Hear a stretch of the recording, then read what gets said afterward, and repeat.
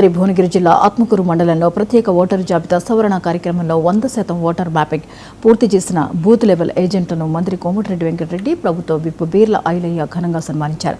ఉత్తమ సేవలు అందించిన బిఎల్ఏలకు నగదు ప్రోత్సాహకాలు అందజేస్తూ వారి కృషిని అభినందించారు.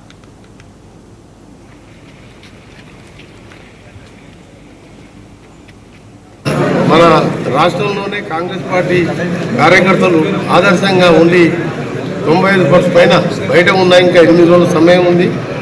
ఈ కార్యక్రమంలో మన పార్టీని పటిష్టం చేసుకునే అవకాశంతో పాటు ఓటు హక్కు అర్హత ఉన్నవారు ఎవరు ఓటు కూడా మిస్ కాకుండా చూసే బాధ్యత అధికార పార్టీగా మన ప్రభుత్వం మీద మన పార్టీ మీద ఉన్నది.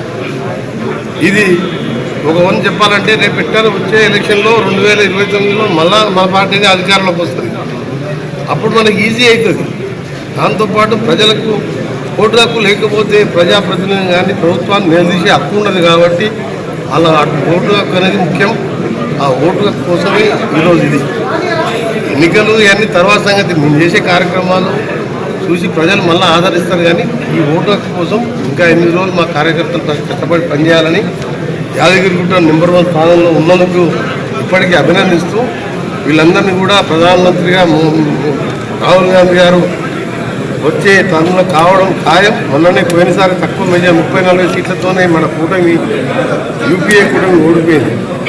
ఈరోజు ఎన్ని రకాల ప్రలోభాలు పెట్టి పార్టీలు చేసుకున్నా ఇవాళ యువతతో కూడా ఎగ్జామ్స్ కండక్ట్ చేయలేని చేతగాని ప్రభుత్వం అని చెప్పి ప్రజలలో ఒక విధంగా యువతలో అసహనం వచ్చిందంటే యువతతో పెట్టుకున్న వాళ్ళు ఎవరు కూడా ప్రభుత్వంలో ఉండలేదు.